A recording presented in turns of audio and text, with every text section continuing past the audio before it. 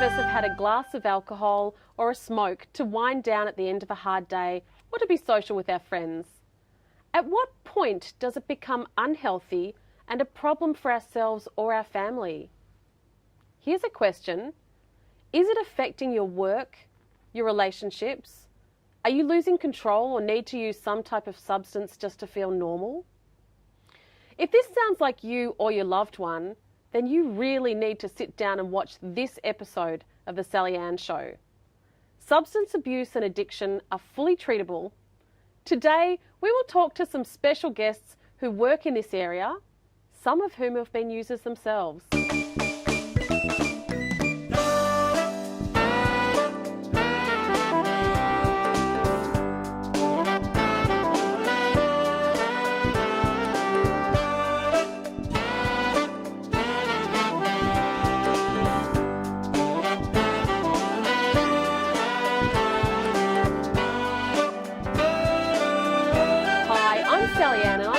Psychologist, wife and mother of 4.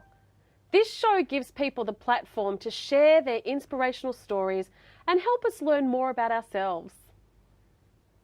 Today we're speaking to Susan Whelan. Susan has fought her way through a range of addictions to alcohol, drugs, emotional eating, sex and poverty, and has emerged through the other side as an expert in human development, nutrition, qigong, and is one of Australia's first wealth tapping coaches. She draws on her personal experiences and vast knowledge to help others break through their patterns of addiction, overindulgence and deprivation. But first, Susan spoke with us a few weeks ago. Here is a little bit about her story. I grew up in a Catholic, quite a strict Catholic family. We went to church every Sunday, things like that. There was no sex education, no nothing. It was childhood where sex wasn't spoken about, our body issues weren't spoken about, things like that. Nothing happened like that until you were married. When I turned 15, I became pregnant and I adopted my son out. And for me, that was where I suffered the greatest loss, I feel, and covered that up. I believed that I couldn't do it. I couldn't bring that baby up. I couldn't do it. I just couldn't do it. And another part of it was that I felt really selfish and shameful about, was that I wanted my freedom. I didn't want to be tied down with a baby at 15. You know, everybody was out having fun, and here I was pregnant. I lost my nana. My nana committed suicide. I lost another baby because I fell pregnant being really sick. So there was this massive big void going on that I ended up filling up with drugs and alcohol. And I can remember starting just with marijuana and having this amazing time laughing and cackling and carrying on. And it became something that I needed and did every day. Through probably years from then, I finished with that boyfriend and I started with another boyfriend who was a gentleman crim at the time. So I got in with that wrong crowd again. I got pregnant to him and I had my daughter to him, and I stayed with him for quite a long time. And that became probably the time where I started using a lot of alcohol and partying and drugs. And it was how I communicated with people. I came into the world like really shy and hiding behind the door, so I didn't want to talk to people. I didn't like connecting. I was really, really sensitive. So it was like, I don't know, I absorbed all of everybody's feelings. I could feel things so deeply, and the drugs and the alcohol was a way that I could communicate. I didn't have to eat. I could stay up all night. I could drink whatever I wanted and still keep it together. But then, you know, I wanted something much better. Thanks so much for sharing your story with us on the Sally Ann Show, Susan. So tell us, what was the impact of your drug use on those around you? It was mainly my children, Sally Ann, because I did a lot of my drinking and drugging when I was a solo parent. Yeah. So my oldest daughter now, who was obviously around the most of it, she grew up quite sensitive to even the smell of alcohol. She didn't sleep properly. She still has that problem now. Yeah. So it must have been, so there was lots of smells and lots of things that impacted them. What exactly did they see? Like ongoing parties, like just parties, people shuffling through the house every night. She wouldn't sleep. She would come up and I'd find her out, in the kitchen, in the dining room, under the table, things like that. So, So hiding, is that what you're saying? Yeah, she'd be hiding behind the door or under the tables. There was just people filing in and out, it was just endless parties. And so what was the moment that actually changed for you? Because obviously that's not who you are today. There must have been something that happened at some point in time that changed your life. What was that? The biggest turning point for me was after really big bouts of drinking and drugging, and I'd cut my hand really bad. Cut my tendon right through, and I remember my girlfriend coming around in the morning and she just says to me, "I've packed your daughter's bag, you're coming home with me." So that was in Cromwell at the time, and I had to go through to Dunedin in New Zealand. And I remember waking up that morning and just not being able to get out of bed and really frightened because I had to get my daughter up and just being a real mess, just totally out of it. And that was really the turning point. It was just like I was really, really frightened for my own life, what was happening. Yeah. So it sounds like you went and stayed with a friend. Did you get support from that friend, and what other support did you find, or was there any support? When I actually stayed with my girlfriend while I had my arm in plaster. I had my arm in plaster for about 6 weeks, and I stayed with her and then came back. And it wasn't until I had a young fella staying with me at the time whose parents were in AA, and they rang me up, or the mother rang me up and asked me to speak to her about him. And I went down to speak to her about him, and what they were saying was just like, wow, this is really, you're saying everything that I need to hear. So I had the support of them around and my parents, and I went through rehab at the time, so I had to wait 6 months, I think it was, and get myself clean for 6 months before I went through rehab, and then went through rehab. And that must have been difficult too, because you said you had a daughter as well, so going through rehab and leaving your daughter behind, but knowing that it was something that you needed to do must have been a difficult decision for a mum, or was it? I think it was just so numb back then. It was just like, I had mum and dad, so I knew that Rachel would be okay. She'd be with mum and dad, and she could go to school in Dunedin, so she was okay. So that was the support that I really needed at that time, and I knew that it was just something that I had to do because to get myself back on track. Well, she needed a mother. She needed a mother that was well and healthy, and that's what you ended up giving her.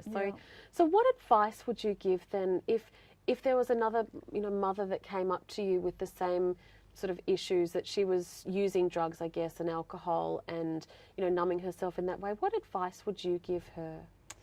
I really would say to people, or anybody that's struggling with it, to deal with the stuff that's underneath, and the drinking and the drugging will take care of itself. And that was what was really said to me, is it's like, look at the problems underneath and everything else will sort out. And get balance, bring balance into your life. And that's what you ended up doing by going to rehab and sorting things out. Look, thank you so much, Susan, for coming a few weeks ago to film the footage that we've just watched, and for being part of the show. Thank you. So after the break, we're going to chat to one of Australia's most well-known social workers, Twentyman, who will tell us how it really is on the streets. Some kids, in one particular case, that kid hadn't been to school for 2 years, and then they've got to play catch up. And then Twentyman has been on the front line of heartbreak and hope for over 30 years as one of Australia's best known youth outreach workers and social campaigners. He's widely considered an expert on a range of community issues, including youth homelessness, drug abuse, prison reform, and social welfare.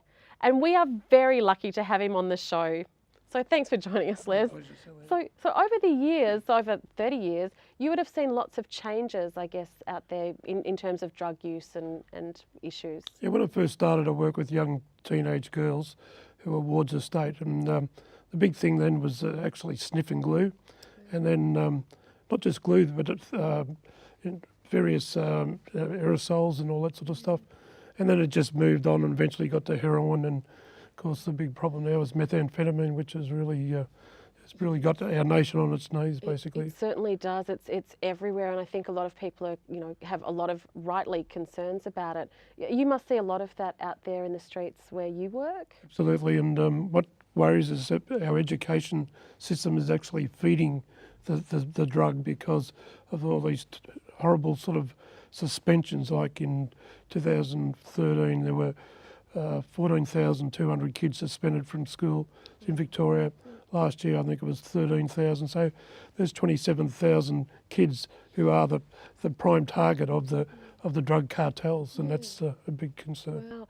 And so what's happening out there? Are these children that are like either skipping school or being suspended from school, and they're going out there and they're finding? It sounds like people are finding them and introducing them to drugs. Is that what's happening? Look, a lot of them are actually coming out of families that are already sort of entrenched in that lifestyle, where they see a lot of violence.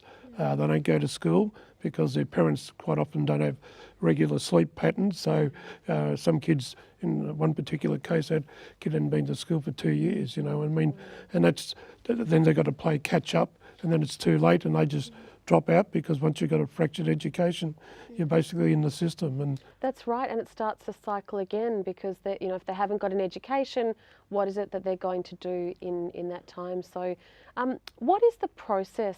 Do you know anything about the process of how do we help these children? How do we help the drugs, I guess, out there in the street? Do you have any theories? I mean, you've been out there for long enough to know. I do, and I'm actually becoming quite annoyed because I've been up to Canberra and I've addressed the Health Parliamentary Committee. One of the things we've got to do is we've got to put outreach youth workers in all schools, and in some schools at high risk areas, particularly with massive youth unemployment, maybe 2 or 3, and the word is outreach, because that person needs to be out of the school campus, only there to sort of engage with young people, maybe during sport and recess and that, but to be helping families that are having trouble getting kids out of bed, off computers, or violence. I mean, I sat in on a meeting only the other day, and with a mum and dad of a 12-year-old girl, and I noticed the mum had all these black eyes, and she went on to say that she had to take an intervention order out on her daughter. And we just saw, an AFL coach murdered by his own son, and it's alleged that he also had an addiction to methamphetamines. So, and Neville Rand's daughter, she's up on accessory to murder, and all that sort of stuff. So it doesn't just fit at the bottom level of socioeconomics, it's right across. Absolutely. And look, from my perspective as a clinical psychologist, I know that we need to be doing a lot more work too in terms of, addressing mental health issues, not just from the children, but all the way through. And I don't think that, if you're going back to Canberra again, I think you need to have a chat with them about that too. We're not addressing those issues. And so one of the questions that I wanted to ask you was, what do you, everyone's different, but what do you think is the start of it? Mental health would have to be one of the things that you'd say. Are there other issues that you think that start these drug cycles? Well, also, as I said, particularly high ghettos of youth unemployment. It's been in some areas 70% youth unemployment, for nearly 20 years. And so we've got to find ways of engaging these kids, because what we're seeing is they're going into the gangs, and you've got the more established gangs who are recruiting younger kids to be their peddlers. I mean, I did a thing with a international TV group last year, and one of the kids who was in that, he went into the bush and befriended some people, and they started giving him ice, and when he established about a $600 debt, they came around and wanted the money, and he said, hang on, I thought you were friends. So the ultimatum was, you go out and deal, or we're going to shoot you. So he goes out and deals, he gets caught, gets 100 hours community service. They're onto him straight away and said, we don't care about what happens to court, you get back. So that kid now is running for his life. And that's the thing I try to get through to kids. It's not so much what the drug does, but it's the culture you get in. You've got no social justice, because you basically get the whim of these hardened criminals who they don't care. All they care about is the money, because they've got people above wanting the money off them. So it just goes on down the layers. So it's really dealing, because I know back in the old days, and whether it still happens, I mean, I'm sure it does happen a lot now too, was a lot of prostitution as well, but it sounds like the big money really is in the getting them to deal the drugs and get out there. Well, in the early days, when I was working with those young girls who were street prostitutes, a lot of them had run from very dangerous, dysfunctional families. In some cases, even their mothers had them prostituting at the age of 7 and 8 with the mum, as part of the deal. So these kids are really very, very damaged. But of course, we had the kids that also were coming from country into the city to find it, and we'd have these what we used to call spivs. Who'd hit upon them, I'll look after you and all that sort of stuff, start introducing them to heroin. And of course, once they got an addiction, they dance the dance of the drug, the Pied Piper. But that's even more drastic now with methamphetamine, because it's far more pure and it has absolutely diabolical sort of consequences. Which we see a lot in the news at the moment. We're hearing a lot of stories about people that are using meth. And one of the things that that you've spoken to me about in the break earlier is that there are lots of children who have these issues that have dealt with police. They've had to deal with lots of different things. So many children who have experienced things in life that we can't even imagine. The majority of us can't even imagine, because we don't share their background. So you've seen a lot of that, I'm sure. Well, the very first time I come across, I was about 21, and I was asked by a friend if I'd help him on a Christmas morning and for the Lions Club, and we went into a house. It was only about 2 streets where I lived, where there were 3 children in the one bed, and the only food was 1 bottle of beer. So I saw it because I'm now in my 60s. So that's when I first got to see that everything's not what it looks. And but now it's far worse, where kids are not eating because the money's all used for the drug. Look, Les, thank you so much for sharing your experiences with the community and in terms of drugs and addiction. After the break, we're going to talk to Gavin Crosisca, an ex-AFL football player who is going to share his journey with us. Stay tuned. She asked me to leave the family home, and I was basically contemplating my life for about 6 weeks. Gavin Crosisca was a 1990 Premiership player and is in the Collingwood Hall of Fame. He's now the Director of Sober Living Housing and Alcohol and Drug Help. So tell me, Gavin, how did your drug taking start? What happened? Look, for me, it was a long time ago now, but it was through a group of teammates I had that I was playing with at the time. I was only a 16-year-old and playing in the under-19s, which is a few years above me. And look, it was an experimental thing for myself, but unfortunately for me, I was, predisposed to the genetics of addiction. And unlike the other guys that were using the cannabis at that stage, it became a daily thing for me pretty quickly. So you were taking drugs like throughout the football career. Did other people know about that? Look, my cannabis addiction was with me the whole time until the 5th of May 2011. Look, I bought a house at Ferntree Gully, about 45 minutes away from the city or away from the footy club back in those days, and it was basically so I could isolate myself and wouldn't have teammates dropping in and catching me, using drugs and so forth. So, look, it took a lot of work to keep it secretive, but it was something I was really embarrassed and ashamed about, and I did what I could to hide it. Yeah, because that's how I understand it, that you actually kept it from friends and from family pretty much as well. It was something that you really... Yeah, look, amphetamines came into play a little bit through the footy career and the social aspect, I guess it was the drug that made me or allowed me to feel the way I thought I needed to feel, gave me a bit more confidence and so forth, and that was the drug I basically went on to after my footy career finished. And look, it's hard work keeping that secret. It's hard work and addiction, and I kept it secret from everyone around me. So what happened in 2011 for you? What happened? Well, I was at basically my wife, Nicole, God bless her, had enough of my behaviour. She didn't know what was going on specifically. She knew I was drinking and probably gambling, and thankfully she did a research around the outsides to discuss what the problems were for me. She asked me to leave the family home, and I was basically contemplating my life for about 6 weeks, on my own, wondering what was going on. And it's a crazy thing about addiction. My father died about 5 years ago from alcohol-related organ failure, and he was a lonely, hopeless alcoholic. And at the depths of my addiction, I actually contemplated that as a possible pathway for me. And Thankfully, I didn't go down that path. Because you're a father with 3 children. 3 children, yes. And so at that point in time, what you're saying is that you just felt like giving up. That was it for you. And so what kept you? What stopped you from doing that? Well, it was the love of a good woman, even though it was very minuscule at that stage. Look, I don't really know. I knew that I'd had enough of my behaviours for myself, and I'd had enough of living the way I was living. I certainly didn't want to die, but I certainly didn't want to live. And I guess it was an opportunity to show me a different way of living and to actually see the addiction for what it was. Because I was in complete denial.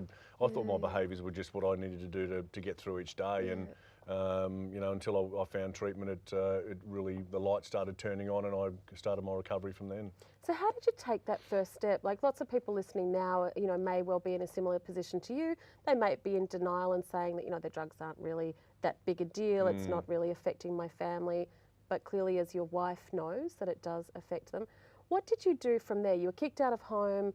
What was the actual next step? You said there was a few weeks by yourself, but what got you actually into treatment? I wasn't doing anything. My wife got me into treatment.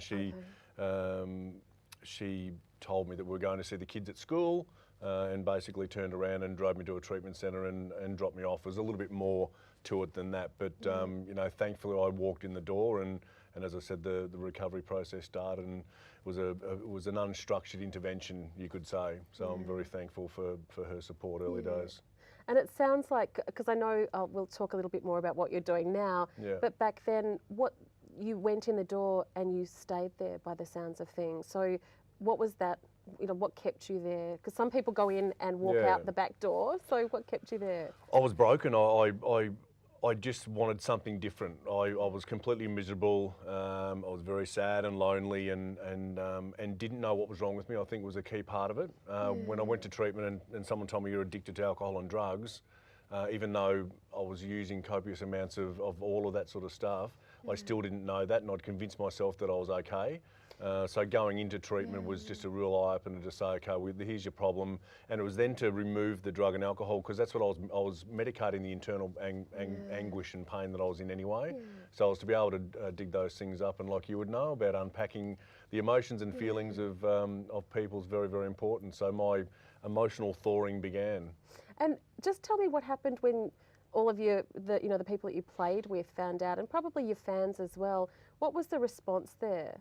Look, I've had an overwhelmingly positive response. Look, people always say, I do a lot of public speaking now, and they say how courageous I am of telling my story and how honest it is. But for me, it's just how it was for me. And while I was embarrassed and ashamed of what I was doing, to be able to have an opportunity to get well and to be able to change was an enormous thing. So I'm very thankful for that to occur. And so from something bad has come good. Well, yeah. Look, and that's the thing. You know, people think drug users and alcoholics are bad, you know, ingrained bad people, and you know, we're just sick people. You know, yes, there are bad people that use drugs, but generally speaking, where you know, it's been diagnosed as an illness and a disease, and the sooner we start treating it that way, the more people will be able to get help. And so now, Gavin, what are you up to these days after being through what you've been through? Tell us a little bit about what you're doing now. I'm a director of Sober Living Housing, which is a residential rehabilitation recovery service. So we house up to about 17 people in our 3 houses at any given time. And I met my business partner, Belinda Walsh, on radio talking about the family work that she has done, and it's a key component about getting the family well as the addict. And one thing I'm really excited about is our intervention business, where we provide that leverage and encouragement for a loved one who may be in complete denial, and it sort of rings so true to my situation that I couldn't help but start learning and doing some study and some work around that avenue. So yeah, we just had a recent successful intervention last week, so it's quite rewarding. Very rewarding. That is absolutely awesome. It's great that you're inspiring people with the interventions, because you're letting them know, you know, that people love them and this is what they need to do. So thank you very much for sharing your story and doing what you're doing too, Gavin. Problem. I really appreciate it. And thanks to everyone today for being brave enough to share their stories and to help us realise that if we're addicted or abusing any substances, there is help and it is treatable. Hopefully some of you watching now will be inspired to make some positive changes in your lives or that of a loved one, like Gavin mentioned. Thanks for watching the Sally Ann Show. We hope you enjoyed it as much as we did, and we want your feedback. So contact us on our Facebook page or follow me on Twitter.